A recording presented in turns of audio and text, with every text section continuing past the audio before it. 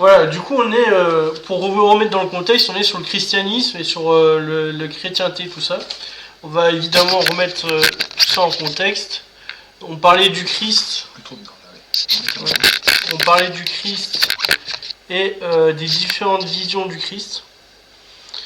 Notamment parce que on était parti loin parce qu'on arrivait jusqu'au bouddhisme. Oui. Et en fait, le bouddhisme, moi, là où je vois que Sébastien aime bien le bouddhisme. Oui.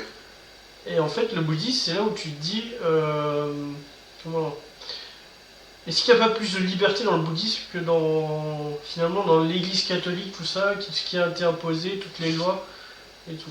Alors, en fait, ce qu'il y a, c'est que il y a, on va dire, normalement, il y a vraiment la religion en tant que telle. Où là, on devient moine, où là, on se détache, justement. D'où les dominicains, d'où les franciscains. En fait, le truc, c'est que déjà, on se détache de tout bien matériel. Ouais. Ça, c'est quelque chose de primordial. Et la première chose, c'est on se rase les cheveux, justement, c'est symbole de ce détachement de l'image qu'on peut avoir. Et du coup, en fait, est-ce qu'il y a une primauté de la pauvreté finalement Exactement. Dans le bouddhisme c'est devenir ascète. C'est vraiment. Mais moi justement, je ne suis pas dans la religion en tant que telle, où justement il y a des rituels, il y a des prières, il y a des mandalas qu'ils doivent faire avec des prières, des chants, etc. etc. Moi, je parle vraiment de philosophie de vie. Ouais. C'est là où justement ça différencie. C'est qu'en fait, on n'est pas obligé de pratiquer, par exemple, la méditation, comme les prières, ou des trucs comme ça. Mais du coup, qu'est-ce que tu en penses des franciscains, du coup, ceux qui vivent dans la pauvreté absolue, Saint François d'Assise, je crois que c'est ça. Hein. Oui, c'est ça. Et qui vivent dans la pauvreté absolue, et finalement, ils prônent vraiment toutes les bases de l'humain, en fait. C'est-à-dire, par exemple, travailler la nourriture, travailler tout ça, tout revenir. Travailler la terre. Tout ça, et tandis que les dominicains, en fait, eux, ils faisaient un travail beaucoup trop intellectuel et strict. Du coup, la religion bouddhiste, elle se ramènerait plus vers un travail plus dominicain ou plus franciscain. Ou les deux. En fin de compte, on peut pas trancher parce que ce qu'il y a, c'est que chaque religion a, on va dire, une partie de vérité. Après, on n'a pas l'entièreté. C'est ça qui est difficile. Par exemple, on peut pas dire que les chrétiens ont l'ultime vérité.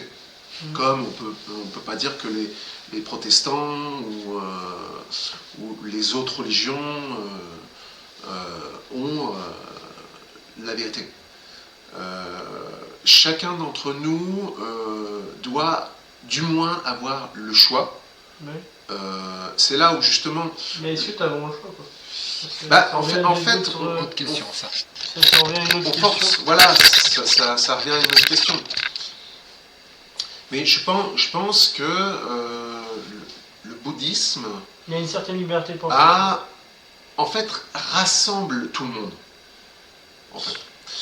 Parce que, justement, c'est ça qui est dommage dans le sujet de la religion, c'est que, en fait, dans l'histoire, il y a eu beaucoup de bagarres, beaucoup de combats, beaucoup de guerres de religion, entre ceux qui voulaient avoir une certaine raison, ou tout ça, donc qui disaient que non.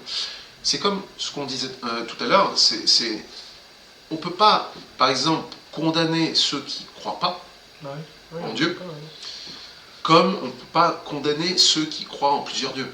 Oui, ceux qui sont politistes. Parce que dans ces cas-là, on n'a pas mis en sujet, évidemment, le politisme et le monétisme. C'est ça, exactement. Mais c'est ce qui se passait vers les conciles de Nicée, tout ça. C'était justement la chasse aux hérétiques et la chasse aux ceux, notamment à certaines religions qui étaient plus à chasser finalement, chasser les personnes qui étaient polythéistes par exemple. C'est comme le sujet des hommes et des femmes. On a toujours séparé justement. Les femmes sont-elles inférieures? Question.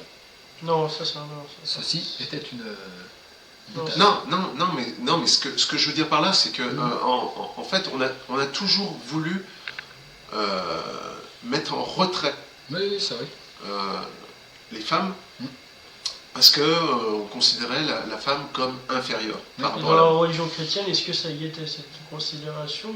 Je crois bien que oui. Non, ça m'étonnerait pas. Oui. Donc, Oui.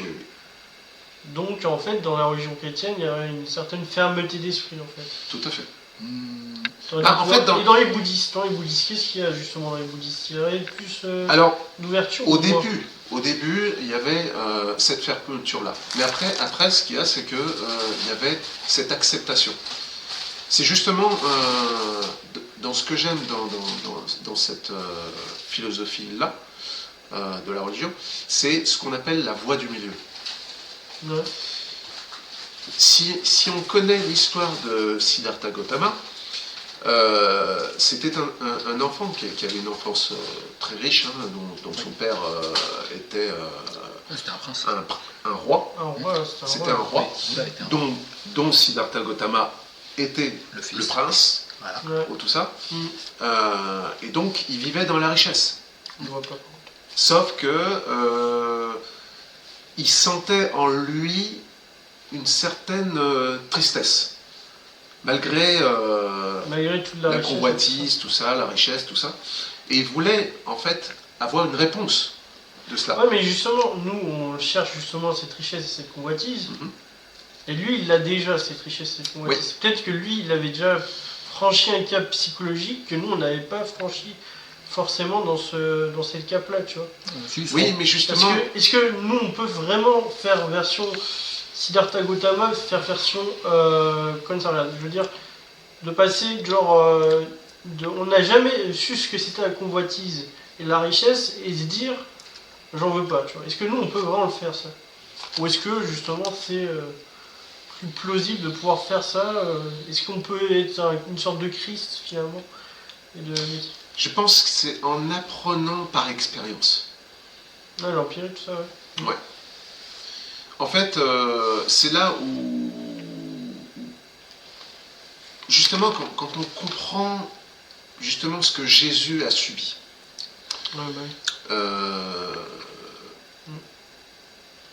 Un long chemin dans le désert, où justement il a vu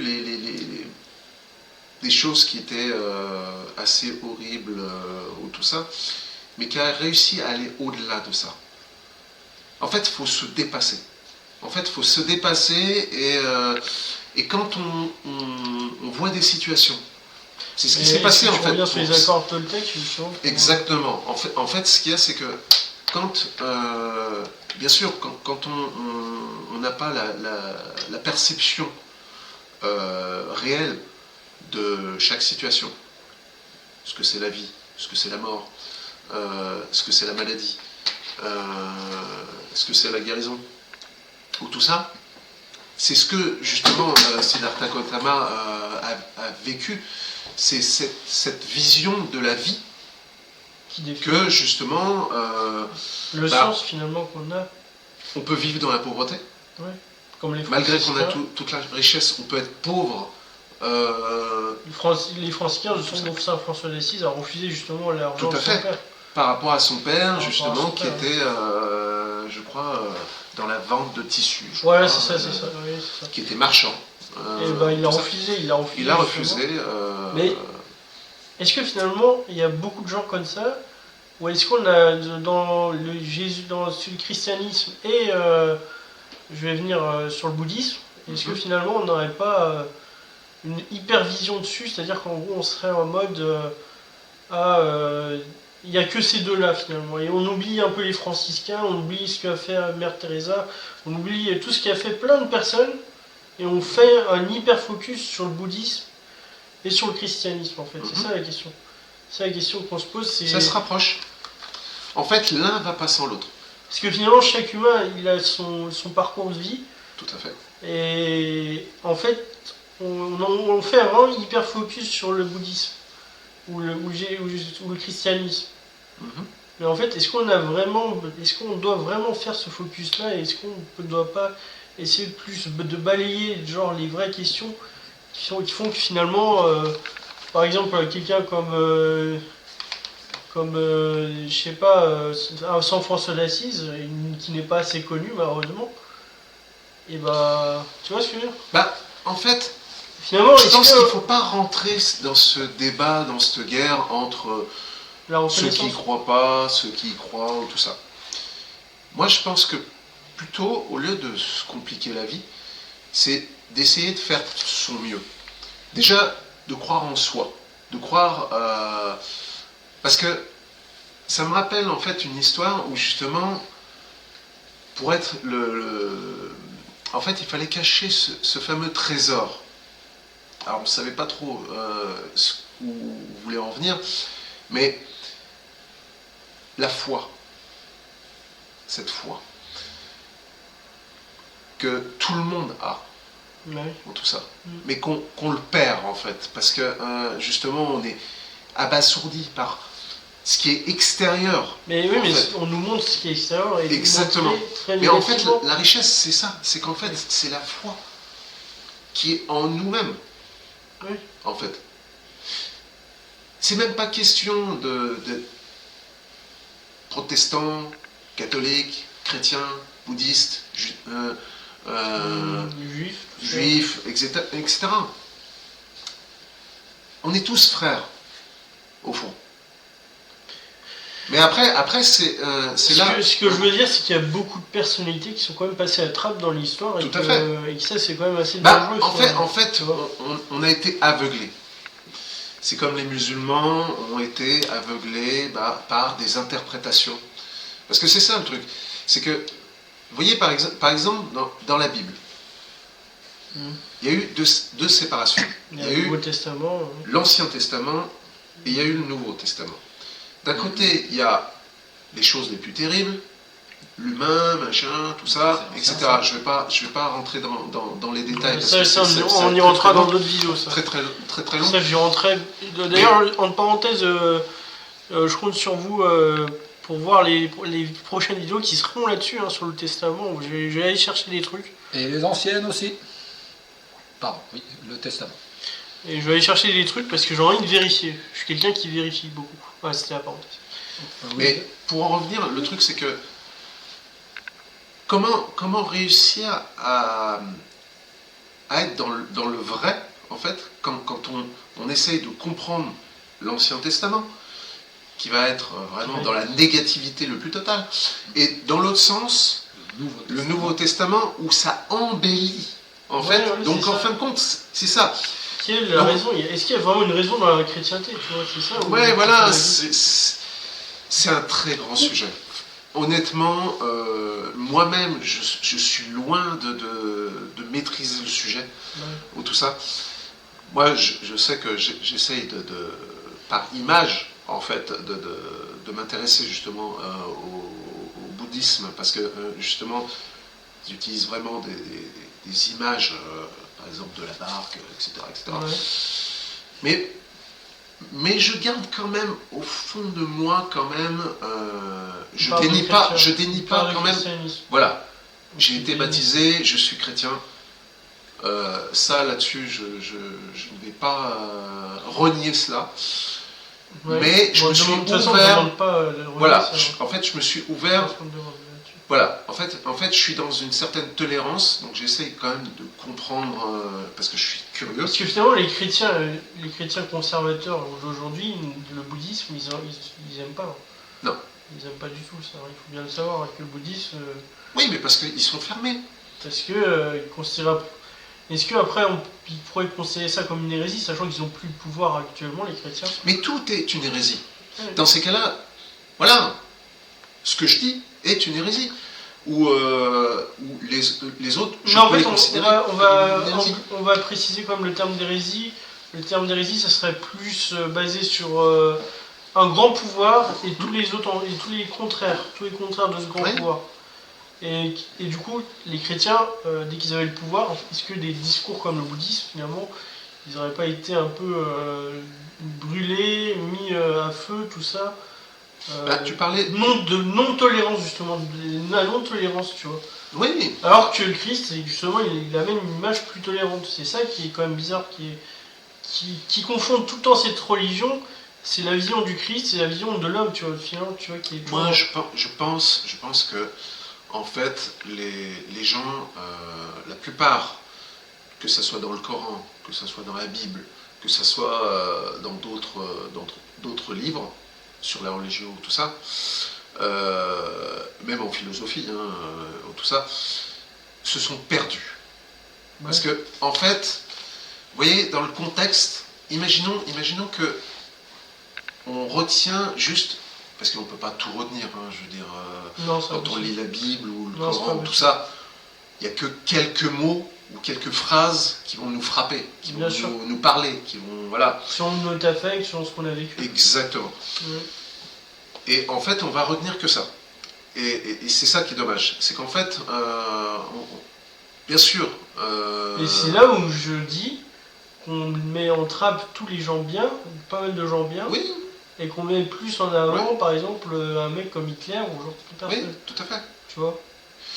Après, c'est normal, il y a un devoir de commémoration. Ça, c'est pas par exemple, là-dessus le rentre, bien sûr. Par exemple, quand le philosophe Nietzsche dit « Dieu est mort », il ne veut pas dire, enfin, je pense pas qu'il dit vraiment que Dieu est mort. Après, c'est peut-être dans son interprétation, et selon aussi ce qu'il a vu, parce que je crois que c'était pendant la guerre, ou tout ça, enfin bon, on va pas essayer de se délier là-dedans, mais on pourrait dire aussi sur Spinoza, qui a été rejeté par sa propre famille religieuse, parce qu'il remettait en cause, je crois que c'est dans l'éthique, je crois. L'éthique du Comac ? Non, l'éthique de Spinoza, tout ça. Considère que par rapport à ce qu'il a lu ou tout ça, il ne voit pas Dieu comme certains le voient. Parce qu'on peut voir Dieu comme des cellules et finalement comme la nature. Comme la nature. Par exemple, c'est un peu la thèse de Spinoza finalement de dire que c'était la nature. Admettons, vous voyez par exemple en Papouasie, une tribu croit en des dieux de la nature. Polythéiste, voilà, de plusieurs dieux, dieu des arbres, dieu des animaux, etc. etc. Comme au Japon, ça, oui. Est-ce qu'on doit automatiquement les rejeter pour cela ? C'est ce qu'on fait, c'est là où je mets le tranché, c'est ce qu'on fait le christianisme la plupart du temps. Oui, parce que en fait, dans l'histoire... Non, il est plus converti de force, même. Ouais, mais parce que dans l'histoire... Vous voyez, par exemple, pour les Incas, on a voulu les convertir. Oui. Sauf que eux, ils avaient leur propre Dieu. Oui. Voilà. On ne doit pas essayer de convaincre qui que ce soit, qui a raison, qui n'a pas raison, ou tout ça. Moi, je pense que chacun d'entre nous a son propre chemin à faire, a ses propres ouvertures à faire, dans une certaine tolérance.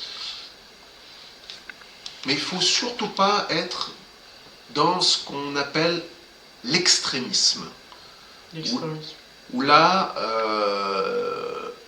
on croit combattre pour un Dieu. Ouais. Je voudrais juste faire une petite parenthèse, ces vidéos évidemment elles sont faites par Sébastien Guy, voilà. Aussi en participation avec lui, donc c'était vraiment très sympa. Enfin c'est très sympa de sa part de vouloir participer. J'espère qu'on ne vous a pas perdu parce que c'est vrai que c'est très complexe, le sujet est très complexe. C'est la base de mes recherches, donc merci de vouloir participer. Je remercie aussi Tony, mais Tony un peu moins parce que... Sur celle-là un peu moins, mais... Il parle pas beaucoup Tony, mais il est très timide. J'écoute le prophète. Non. Eh bien, vous voyez, c'est l'exemple même. Exactement. C'est qu'à partir du moment où on met une personne sur un piédestal qui n'a pas lieu d'être, on est dans l'erreur. Voilà. Et ça, on pourra en parler dans la prochaine vidéo. En tout cas, j'espère que vous avez aimé ces petites vidéos. Je garde bien sûr un format de 20 minutes pour pas perdre tout le monde. Sinon, là, on va vraiment perdre tout le monde. Oui, on va Bientôt perdre tout le l'édition monde. en 3 heures, mais plus tard, Non, pas d'édition en 3 heures, ça existe avec pas. des temps de parole. En tout cas, j'espère que vous avez aimé. Nous, on se retrouve pour une prochaine vidéo. A plus.